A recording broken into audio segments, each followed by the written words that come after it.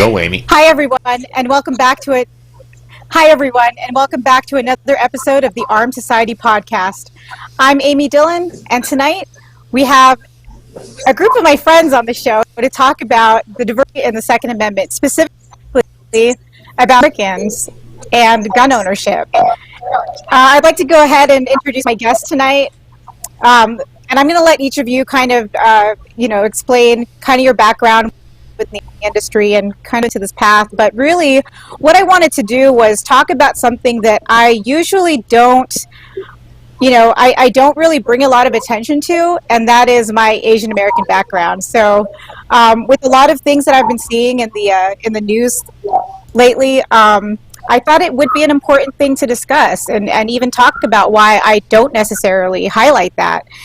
So I thought in order to do that, I might bring a couple other Asian American gun owners that I know and I admire in the industry and have a discussion, and that's really what we're doing tonight. So I'm going to start with Chris Cheng. I know him, a long time, or a couple years. I've been following you, Chris, and we've seen each other at events, and you really are a speaker that I admire. You were a season 4 champion of Top Shot, and can you just tell our listeners a little bit more about what you do and your background? Yeah, sure thing. So my background is I'm an IT guy. I used to work at Google and decided to audition for my favorite TV show called Top Shot on the History Channel. And without any formal training, I ended up beating all the pros and won $100,000 and a pro shooting contract, which led me to quitting my job at Google and really diving in, feet first into the firearms industry. And at first I thought it was just going to be all fun and games. But then I realized that it's more than just fun and games, right? It's not just about shooting guns. It's about our Second Amendment rights. It's about community. It's about culture. And ultimately, it is about our freedom.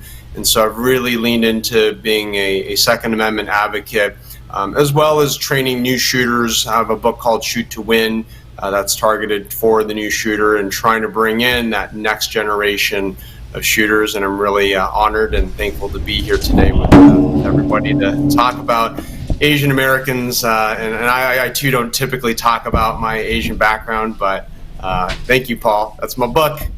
But it is an important topic and one that I'm excited to talk to you a lot more about tonight. Whoops. Hang on, Amy. Your microphone went wonky.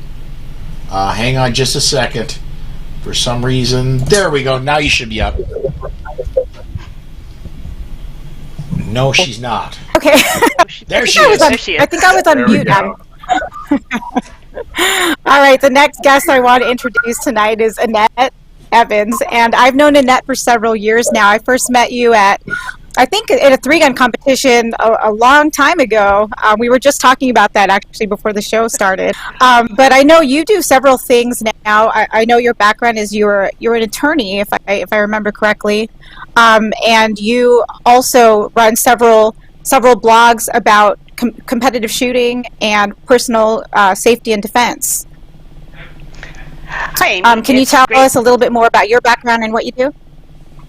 Sure. Thanks, Amy. I'm really excited to be here. Like others on this show, I don't talk a lot about my Asian American background, even my name doesn't really reflect it. But obviously, that's who I am.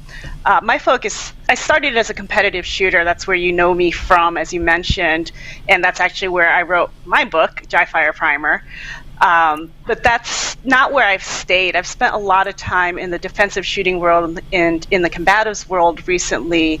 And these days, I'm primarily working on a project called On Her Own, where I'm really thinking about the safety primarily of women and other people who navigate life by themselves. And it's kind of taken me really deep into that world of Second Amendment advocacy because I think a lot about bodily autonomy. Right, and what it means to be able to control ourselves and defend ourselves. And one of the best ways to do it is having the tools available to equalize the force that can be put against us. So, sort of in a roundabout way where I went from, hey, I learned how to shoot guns for fun, I like competing with them, to now they're so core to my idea of this is how I can defend my way of life, really.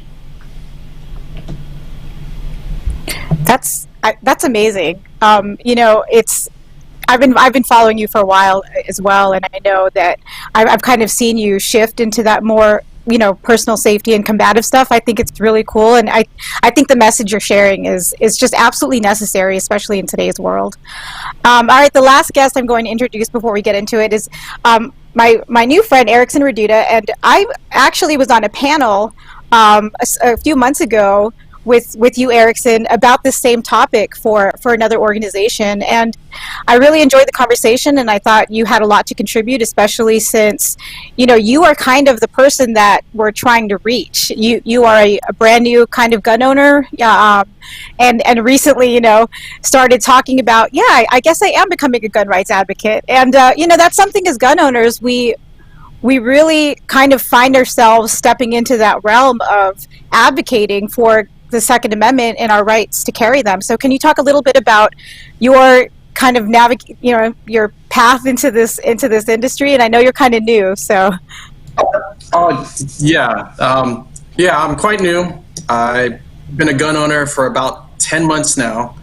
And, I kind of just fell into it, when the pandemic came through and, everyone's kind of scrambling, and here I am, like, thinking of all the science fiction movies that I watch about, the end of the world and some of the video games I play. And what really got me off the fence was pretty much, Asian Americans are being attacked for, the China virus or the Kung flu, or all those words that are coming through, from various people and attacking my very self. And, born and raised in the Bay Area, we're kind of in a bubble here. I live in a neighborhood where everyone is Asian or East Asian, and everyone is a person of color here. So it's something that I don't see here. But as soon as I leave my town and go to San Jose or go to San Francisco or even outside the Bay Area, it's a different world. So now as being a new owner, I'm kind of just plopped right into, I guess I am a new gun rights advocate, because now I want to protect, the device that it's supposed to be protecting myself. And I'm learning a lot from everyone I meet.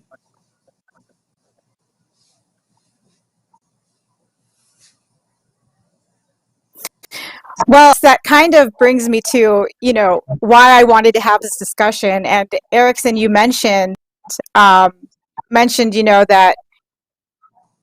you've seen a lot of, I think you were talking last time we were together, you were talking about some violence you had seen towards Asian Americans. And, and I don't know, I know you're from California, Bay Area. I know, Chris, you live in San Francisco. Is that right?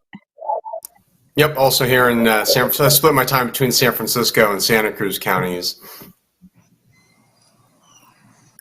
So I grew up in California, and there is a very big Asian community in California. I grew up in San Diego, but since then, I haven't lived in California in 20 years, been primarily in the South and the Southeast. So I don't see a lot of Asian people anymore, except when I go home.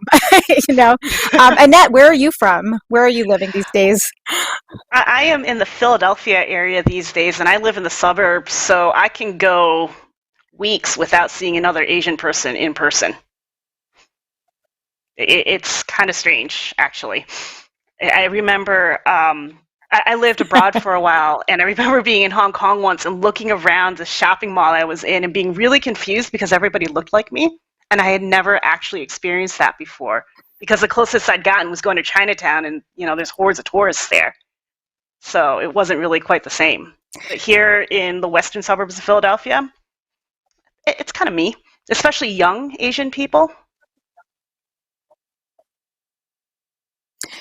That's my experience too. Is I don't see a lot of Asian people, especially Asian women, and I think that has a lot to do with maybe why I never really thought about gun ownership as an experience and perspective as an Asian American. My family's background, as far as gun, is we were a very pro-gun household, and I think that had a lot to do with what happened with my dad. He grew up in the Philippines, and he was he was in a raid. His house, he was a young boy, 7 years old, I think he was at the time, and his house was raided in World War II when the Japanese invaded the Philippines. And so I think that experience and him, my grandfather fighting for the U.S. side, and then them coming over to the U.S. after my dad enlisted in the military, really set a tone for being proactive in defending your home and family. And then I joined the military. So I've always been raised with being pro-gun and being responsible for your own safety. And I know, Ericson, you mentioned that you were kind of a brand new gun owner just in the last 10 months. Tell us about your family's, reaction to that, if there was a reaction at all. Oh, yeah. Essentially, my in-laws know about my new, hobby, way of life, possibly. My immediate family, no one knows yet. But maybe after this podcast, they might know. I grew up in that. And Chris and Annette, feel free to jump in. And I just want to know what the stories are with your families, as far as, are they supportive of what you do, or is it something that was not talked about as far as owning a gun and using it for self-defense? Yeah, I think for me, I'm a second generation, gun owner in my family. My father was the first, and he served in the United States Navy, and that was his introduction to firearms. And so when I was 6 years old, he taught me how to shoot. And, I have very fond memories of going to the range and spending some quality time with my father. And it was just learning the basics of, how to shoot it was a Ruger single six, which is a 6-shot 22 caliber revolver. Very simple, basic gun, but a ton of fun. And I think so I guess when I got my first, gun, my family was like, no big deal. But I think what's important about the Asian American experience when it comes to firearms is we typically don't have that multi-generational history of gun ownership and firearm traditions like hunting, target shooting, built into our family's history and traditions, like a lot of other non-Asian families do here in America. So it's about starting the tradition for, I think, a lot of Asian American families, which can be difficult to start any new tradition. But when we talk about firearms, because they're often so polarizing, and I think also because a lot of countries of Asian origin do not have a concept of personal firearms ownership like the Second Amendment. So when an Asian family immigrates to America, it's not like they're coming here for the Second Amendment, right? They're usually coming here for jobs and for a better way of life. And so I think it's until somebody tells an Asian that, hey, we have the Second Amendment here in America, and it's for everybody, right? So if you want to own a firearm, and you are, of legal age and, aren't a felon and aren't mentally ill and you're not a criminal, right, then you have the right to own a firearm. And I think that's the simple message, at least that I want to send, to the Asian American community, is that if you haven't considered firearms ownership, that it should be a consideration for you amongst, all the other things going on in your life. But especially, we live in a dangerous world, and we should have the tools that we want to have to protect ourselves.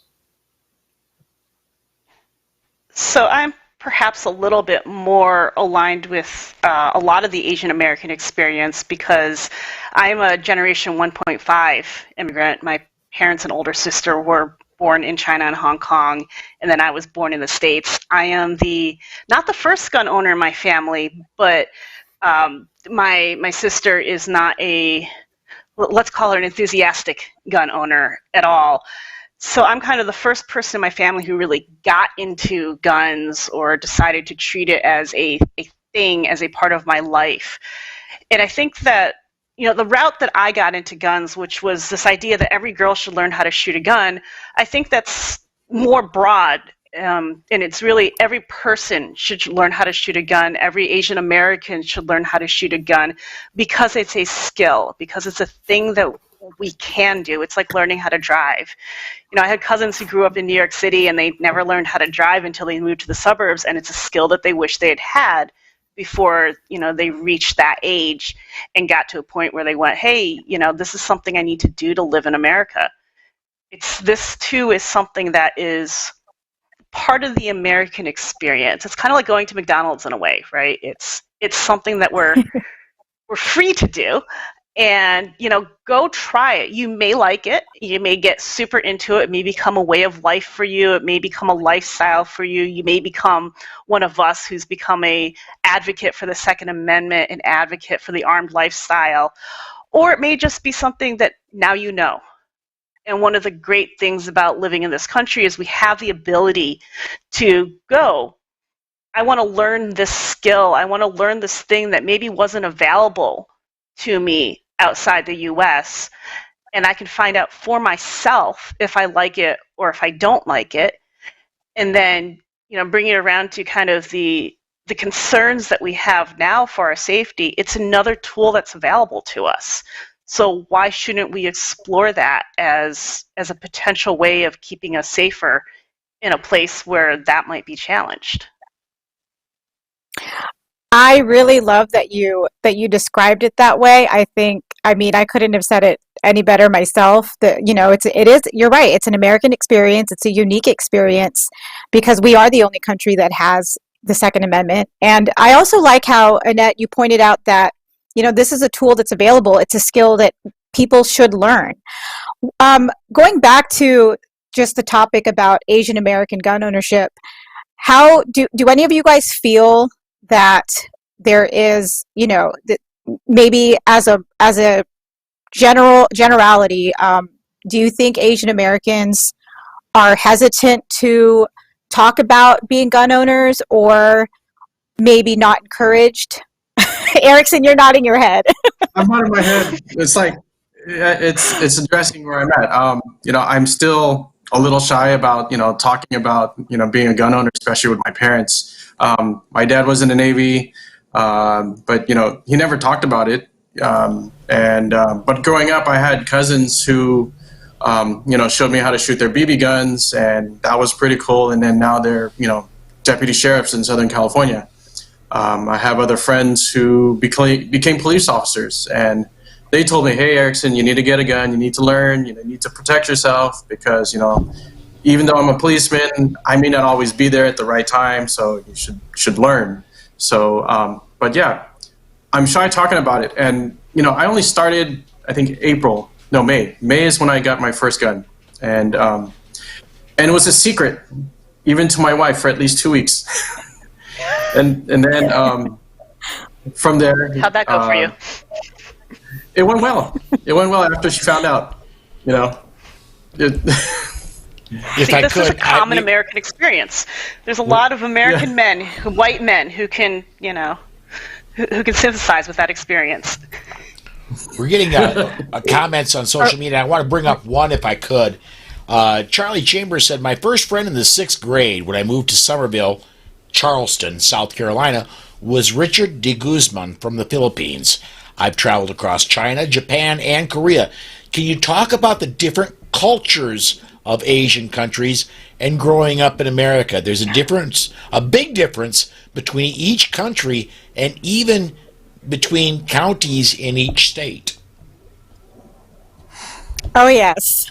So I can take a talk a little bit about that. So I'm Filipino American, and I am a first generation Filipino American. Although my parents were my mom was naturalized, so she did become an American citizen, and my dad, I don't know how he fell under a different category because he was granted citizenship because of my grandfather's POW status.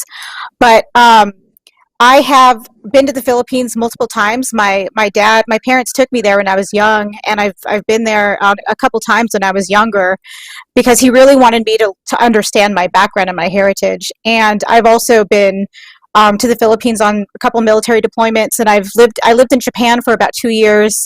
Been to Japan, Korea, Thailand, and Charlie, you're absolutely right. I do see differences between Asian cultures, and there is, it's a lot of people, I think, lump all Asians into one category, and we are all unique in our own, I guess, cultural differences, and that's my experience. I don't know exactly what you're asking when you say what are the differences, but I don't know if Chris or Annette or Ericson have anything to contribute to that answer. I guess I'll say, at my home gun range, which is the Richmond Rod and Gun Club over in the East Bay, the largest Asian contingency is the Filipinos, and it's very obvious.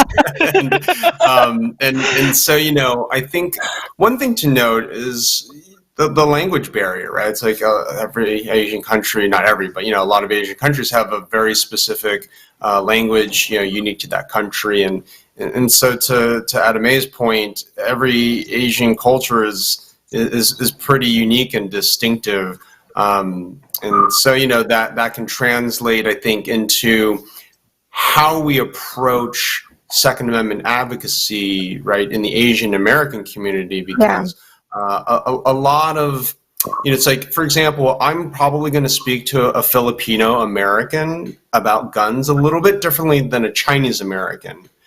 Primarily because I know in the Philippines, a citizen can own a firearm. So, firearms ownership is more of a common thing. In the Philippines, there are firearms and ammunition manufacturing coming out of the Philippines. But in China, for example, right, there is none of that. Of course, it depends on like what generation, right, Chinese American versus, Filipino American that I'd be talking to. That's maybe just like one example of how there are some differences amongst the various Asian cultures, and just needing to understand.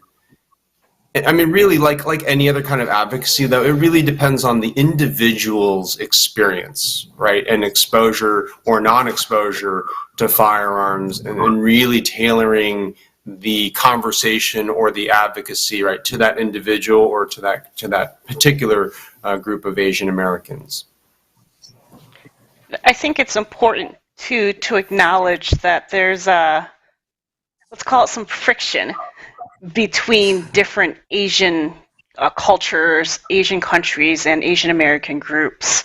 So, trying to, for instance, ask a Taiwanese person to agree with a person from mainland China could be a little tricky at times, or there are certain Chinese people and Japanese people who won't necessarily get along. And trying to lump everybody into one cohesive, amalgamated group might not be a really successful way to approach Second Amendment advocacy for us. To Chris's point, we are not all the same. We have to be treated as individuals. And I think that there's a tendency to go, well, they're all Asian, they must all be very similar, or they might even all, they all look alike. Well, they're very, very different, and that can be challenging when trying to get us all to agree to something.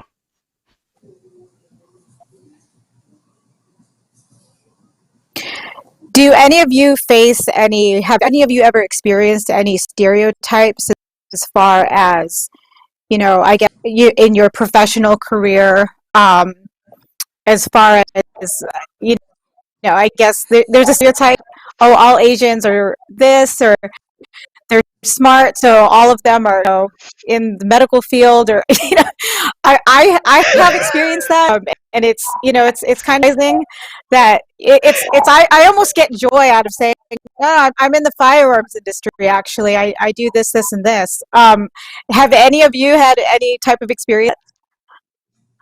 Oh, for sure. Yes. Yes. Do you want to expand actually, on that, Annette? I actually, well, first I have a story from law school where somebody stood up in class one day in constitutional law. We're talking about the affirmative action cases. And they stood up and talked about how, if all Asians are good at math, we should let them go to engineering school and med school. And I was in the diversity section of my class, and so all 6 Asians in our graduating class looked at each other and went, there's a reason we're in law school. It's because we're really bad at math. But I've actually, I don't use my full name in my resume, partially because I have study abroad experience in Hong Kong and Tokyo, and I have a journal article published about Chinese corporations. So I noticed early on in my career when I was using my maiden name that there seemed to be an assumption that my English wasn't very good. Okay. I've got Ericson, did you have, or Chris? Yeah, I've got a kind of a similar story. So I went to an international grad school in Monterey, California. 60% international students, and I was the student body president, and I was at a board of trustees luncheon, right? And so it's all of our trustees, right? They're all very worldly people having a wonderful, lunch with one of the trustees. And at the end of the lunch, she goes, "Chris, it was so nice having lunch with you. And I just got to say, your English is so good." And my mouth sort of dropped open for sound, and my response was, "Well, it better be good because I was born here in California." and so, it just goes to show that the Asian American experience is often one of otherness, right? That there's still many Americans who look at Asian Americans and just don't think that we belong here, right? For any whatever variety of reasons, and I think part of the challenge for Asian Americans is that I don't think we're fully assimilated, right? We're semi-assimilated if you look at Asian Americans from a model minority perspective, right? We're in all sorts of white-collar industries, right? Professions like doctors and lawyers and accountants and such. But I think where we're not as present is the firearms industry, like as one example, right? It's sort of, I think the more professions and the more geographic locations, right, that Asians are in, I mean, that's part of it being accepted, right? It's a part of assimilation. And Asians, I don't think, are as embedded into the threads of America as other races are. So I think that's I think part of the challenge or success criteria, I think, is right. How do we break out of this sort of model minority framework and tell other Asians, hey, it's okay if you want to be an actor, a musician, or to be in the firearms industry, right? There are lots of successful career paths available to us that are beyond what our parents typically tell us, which is medicine, lawyering, accounting, and those other sort of boring professions. If I could, I want to bring in a social media comment here. Rick over on Facebook says, "Cool watching you folks, and yes, guns and hunting and shooting is for everybody. I follow On Her Own on Facebook, and she's a great writer. And of course, watch Chris on Top Shot. And new guy, welcome. But be advised, the first gun is easy. The 30th, the wife might not be so kind." Great advice. That's funny. Ain't wrong. I got something to add, maybe. Chris, I wanted to. Go ahead. Yeah. Oh, me? Okay, great. Yeah, it's talking about the the model minority. Growing up, I'm first generation Filipino American parent. Both of my parents are born in the Philippines. So, what's been, pounded into our head is, study hard, do good in school. If someone, teases you, you hit them back. So, my dad did teach us, and there's four of us, four boys, to defend ourselves. But, the main thing about, I guess, in kind of like my background, Filipino American, the boys study engineering or become a doctor, the girls nursing or, nursing. And for me, I was an art major. So, I was drawing stuff, and I ended up doing web design when I graduated out of college. And now I'm in IT. Not Google, but, still in IT and having a lot of fun there. But with the model minority, my last name, if I didn't have a certain last name, they didn't really notice us. So you're Filipino, you're either a DJ or a dancer, growing up in the 80s, 90s, or you're drawing comic books, and so firearms were never part of the conversation. It didn't happen until maybe in the past 5 years. It started being part of the conversation. I wanted to talk about a comment I just saw scroll up, and it was from John Petrolino. He said, "This is an amazing panel." And it's part of the reason why I had a discussion panel on the Armed Society tonight. And Chris, you brought up, you were saying, Ericson, what we need to tell other Asian Americans that it's okay to be outspoken and to talk about how, you are a Second Amendment advocate, you're a gun rights advocate. And I want to point out, and I think I've told you this before, you were giving a speech, and it might have been Gun Rights Policy Conference, or it might have been the two-way rally, I don't remember, but you got up there, and the first ad when you introduced yourself was, "I'm Chris Cheng, I'm Asian American," and then you went off and talked about the others. And that really stuck with me, because I said to myself, oh, he introduced himself as an Asian American. That's something in the 10 years in this industry, I've never done that. I've never said I'm Amy and I'm an Asian American and I'm also a firearms instructor. I highlight that. And so that us doing things like this and not being afraid to kind of own our heritage, I think will kind of ripple waves. Hopefully we'll start bringing some, not normalcy, because I think it's a normal thing. It's not abnormal, but it'll bring a little bit of, hey, it's okay that we, as an Asian American, I can be proud of my heritage and I can be outspoken about gun rights and why I support the Second Amendment. I think sort of the other side of that too is kind of demystifying who we are to some people. I know that I've had to educate friends, not necessarily in the gun world, that I don't really like the question of where are you really from. That's one of the othering things that's happened to. Yes. I hear the chuckles. Every Asian American has had that question asked of them, and not in sort of a, hey, a friendly thing among people that you already know, but like I've had complete strangers ask me where I'm from, and then when I kind of go, oh, I'm from Philadelphia, I'm from New York. No, where are you really from? Where is your family from?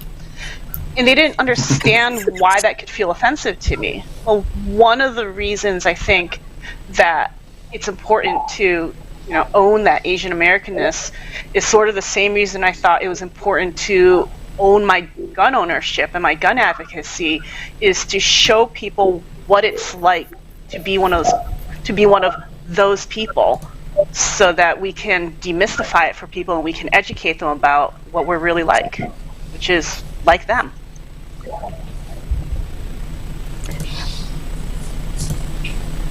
Yeah, that's a great. It's funny. When I was first starting out in this industry as a fire instructor, and firearms is a very polarizing subject, as we were mentioning earlier.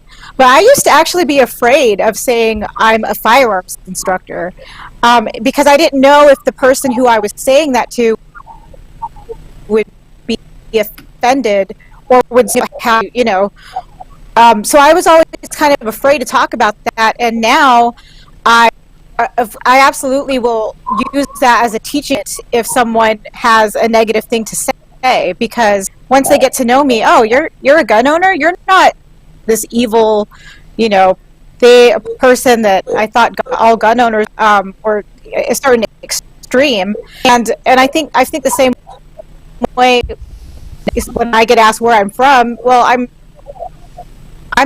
American. I get that question too. We are getting some freeze up from Amy, and I apologize for that. I'm sorry, Amy. You're freezing up just a little bit here and there. Okay. A couple more comments that I want to get to on social media. Charlie just said, "Own your American heritage and your Asian roots." I mean, obviously, folks, if you look at me, I'm the farthest thing away from an Asian American you could. But and as I've been listening, folks, I couldn't imagine somebody saying, "Well, where in England are you from?" Myself, my family came from Wales, but that doesn't come up unless I'm with my family. I don't ever have a stranger come up to me and say, "Where are you really from?" That's so foreign to me, and I'm glad you guys are bringing that up. It's opening my eyes. It's pretty much, I would say, a universal Asian American experience to get that question. And I guess I'm sort of two minds of that question, because I think most of the time it's well intentioned, right? It's often you're in a taxi cab or you're at a food stall, and it's sort of chit chat, small talk. But I guess what's sort of, I think sort of, I hate to say offensive, because it's more the off-putting part of that is it contributes to the exoticism and the otherness of Asian Americans, right? Right, like to your point, Paul, it's like, well, why aren't other races being asked, like, where are you really from? Like, what? It's like not as common, I would say, as Asian Americans, and it's sort of like there's this, I don't know, morbid curiosity of like, ooh, like exotic Asian with, I don't know, like kung fu and martial arts. Like, dude, I don't even know martial arts. I mean, put a gun in my hand, yeah, I'm going to shoot whatever you want me to shoot. But I can't do any kind of martial arts. But so it's I think part of this is having to push back on the counter narrative is, right, that it shouldn't really matter where I'm from. But I guess there's also a nicer way of asking that. Instead of like, where are you really from, it's maybe what's your ethnic background, or your country of origin. I mean, it's sort of, that's the more polite way of asking that same question, but still sort of the same underlying kind of, right, like, what are you really, why are you asking me this question? It's always, I think, in the back of a lot of Asian Americans' minds, and again, it just contributes, I think, to that feeling of otherness, that, right, where this Asians are some sort of, I don't know, exotic thing to, I don't know, maybe marvel at, dare I say, or just be curious about, is probably the more realistic angle. I'm thinking, like another way to say it is, if they're asking us that, I mean, wouldn't it be just as polite to just say, okay, where are you really from? Are you from England, or are you from British Columbia or something? I mean, depending on the group of people you're with. Yeah, I mean, if you say it just as politely as the same way, maybe then it might help them internalize, oh, okay, it does sound kind of funny when you put it that way. John Petrolino just said, excuse me, maybe I'm naive or sheltered here, but I want to put out that all I see is a panel of Second Amendment supporters and patriotic Americans. I hope to think that there are more that adopt this view as well. And then one more I want to... My hidden dragon is a firearm. T-shirt idea, he also says. My martial art is the American martial art, firearms. There you go. So I have a response. Yeah, I have a response to John's comment. It's a great comment. I think this is at the topic of, is America, or should society in general be a colorblind society, right? And I think for many decades, I definitely took that viewpoint, right? That, oh, right, we shouldn't be, looking at everybody through this lens of like what race or ethnicity, they are. But I think there is this sort of, the other side of the coin is that's how a lot of people identify, right? That they first identify as their ethnicity or their race, and then it's other things, right? Maybe it's their nationality, maybe it's their gender, maybe it's their sexual orientation or their religion. But I think race, it is, I would say specifically for Asian Americans, a lot of us identify primarily as Asian first. I will say for me personally, like I do not. I definitely identify first as an American who happens to be Asian. But some of this is, again, I guess it's just mostly, I think Asian Americans we need to do a much better job of speaking up about how we are Americans, right? Not so much talk about how we're Asians, but let's talk more about the things that connect us, right? That are the universal bonds, right? That connect Americans and the values. Since it's the Second Amendment being one of them. And I think Asian Americans, we need to speak up more, because I think there's generally silence is probably encouraged more often than putting yourself out there and talking on podcasts or being on social media and putting your opinions out there. That's just generally, I would say, not encouraged. Generally speaking, by Asian cultures, and I think we all need to do our part in speaking up and speaking our minds. I want to get a few more comments in here if I could, real quick. Charlie says, "Hey, I'm Southern. They think I'm stupid. My accent. I use it to educate the uninitiated, and I use it to educate." And then he says, "P.S. I am stupid, but I'm trying." And then Hawaii Volcano Squad over on YouTube says, "I identify by my favorite long gun, Tabor." Very cool. And I may have mispronounced that. I don't own one. But anyway. I do want to kind of go back real quick to the color blindness thing. One of the things is, while we're highlighting how American we are, and we are, I grew up in the United States. I was born in the United States. I grew up in rural upstate New York, so I don't know how much more American I can get some days. But to say that the world is colorblind, I think, is the kind of thing you can say when you look like everybody else. The truth of the experience is that I look different from the people around me. I go to a meeting at work, and I think there's one other East Asian American that I work with at all. So, there is a difference in that experience, and I think that it's important for people to acknowledge that, hey, we're all one America, we are all citizens, or we are all residents of the United States, but my experience is not your experience, so that's something to remember as well.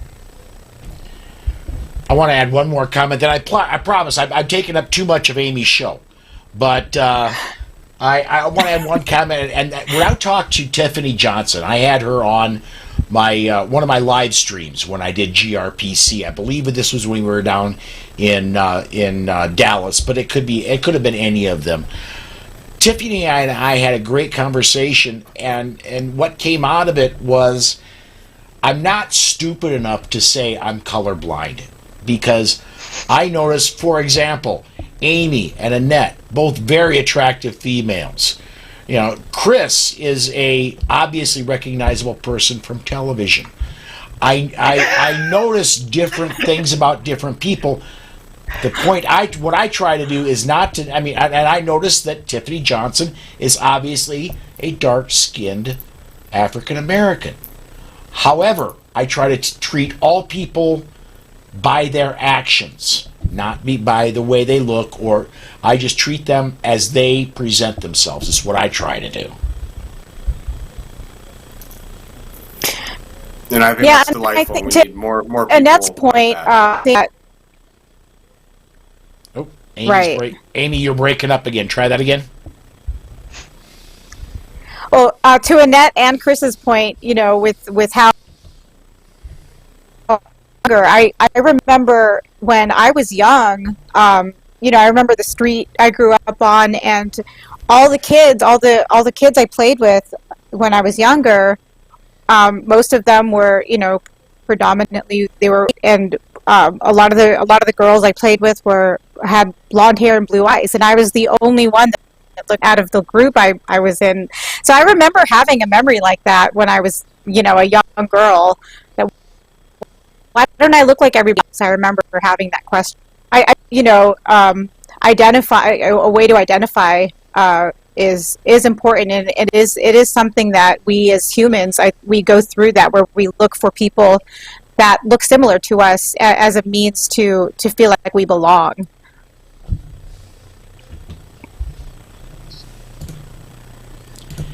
Okay, let's get one more social media comment in here. Shoot, that didn't work right. Let's go back this way. Maybe it'll work again. No, it won't. I am working the machine very poorly. There we go. Gonna admit, I ask all the time where people are from, whether they are from here or not. It's a great way to learn about people. I'm on a few Facebook groups about firearms, and we get in conversations about guns and hunting from around the world. Guys, I gotta ask, Chris, I know you're from California. Annette, you're from the East Coast. Amy, you've been on the East Coast. You're now in Texas. Ericson, I gotta admit, I don't remember where you're from, but even inside the United States, your opinion on guns can vary greatly depending on where you're from. Oh, absolutely. I wanted to bring up, and this was something that even right before we went on air, I was watching the news, and there was a story on there about Asian American and violence against Asian Americans, and you know, and that was it's kind of heartbreaking to see where an elderly person, an elderly Asian person was attacked, and I remember reading. I forgot if it's the same story or not, but I've been seeing stories like that, and I think that, you know, one of the reasons I wanted to start doing more discussions wherever the opportunity presented itself, Asian American guns, because I do to destigmatize that Asian Americans should own guns, should get training, and should arm themselves, especially in light of recent events where Asian Americans are being targeted. I'm not seeing it so much where I'm at, and again, there's not a lot of Asian people where I'm at, but maybe Ericson, you have anything to contribute there as far as what your experience is, or any of your friends' experiences to being in an area where I know that there is a lot of Asian people. Oops. And Chris, too. I think Ericson, let's try this. Try again, Ericson. Okay. There you go. Go ahead, bud. All right. Can you hear me now? Mm-hmm. All Yes, right. sir. Yeah, so I live in the San Francisco Bay Area, East Bay, so that's kind of like Fremont, Oakland, Hayward area, and, you know, like lately what's in the news is Oakland, Chinatown, San Francisco, Chinatown, and those areas are about, let's see, Oakland's about 20 minutes away, San Francisco, say about 30 minutes with no traffic, if that ever happens. So what I'm seeing is that, yeah, it's older Asian Americans in their 60s, 70s, you know, walking their normal neighborhood route, and then, yeah, they're either just getting beat up on or mugged or robbed. And what I'm seeing is that it's people of color that's doing this. So it's not like what everyone else is possibly talking about, you know, that the Asian American crime, the Asian American hate crimes that are happening is from Caucasian or American. It's from other persons of color. So it's you know, we're trying to figure out now is why are these guys doing it? You know, is it because they just don't like us because we seem to have more money than everyone else? Or I'm not one of those kind of people. So, you know, it's sad to see it on the news almost every day for a year. Yeah, and for me, living in San Francisco, it's definitely hit home, right? This is no longer some sort of general threat that, I mean, there's always a general threat, right? Whenever we step outside of our doors, but the fact that Asians are being targeted, and not just in Chinatown, San Francisco, and Chinatown, Oakland, but these are just in general streets in San Francisco.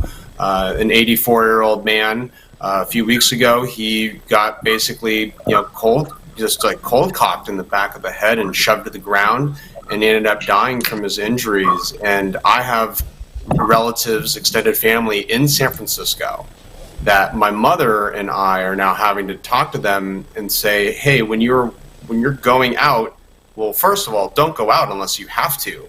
But if you're going to this grocery store, go in the daytime, make sure you're looking around and being aware of who's sort of in your bubble. But my great aunts and my extended family, they're old. They're in their 70s, 80s, and 90s. I mean, they're just they're pretty helpless and defenseless.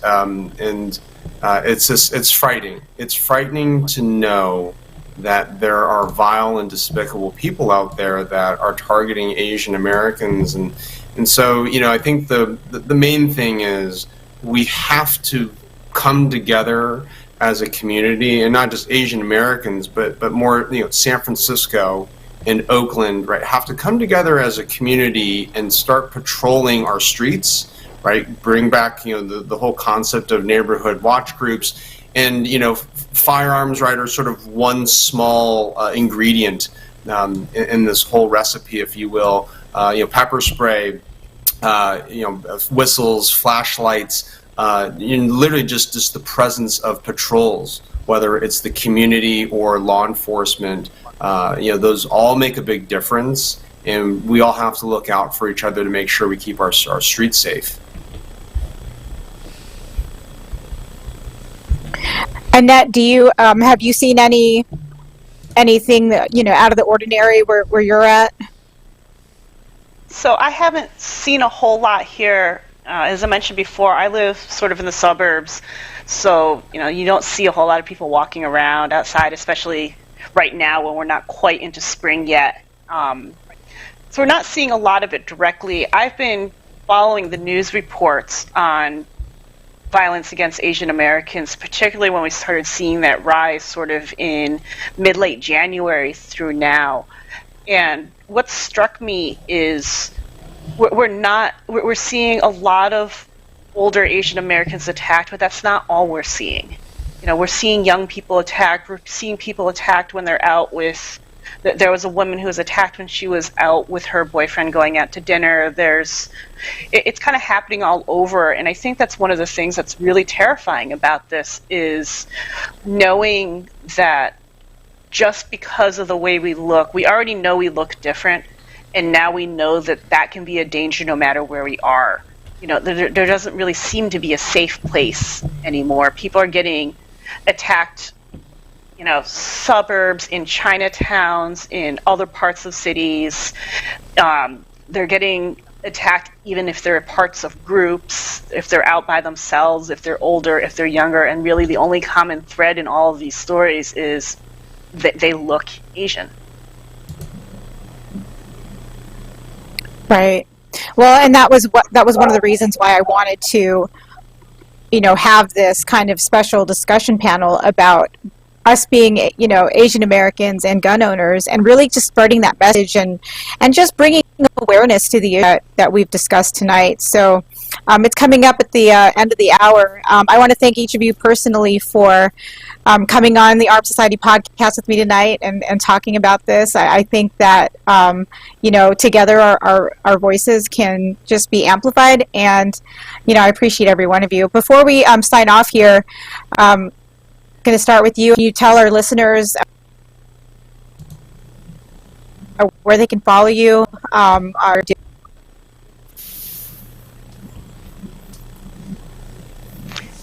everyone. Thanks for tuning in tonight. I am most easily found right now on Facebook / On Her Own Life, and on Instagram also as On Her Own Life.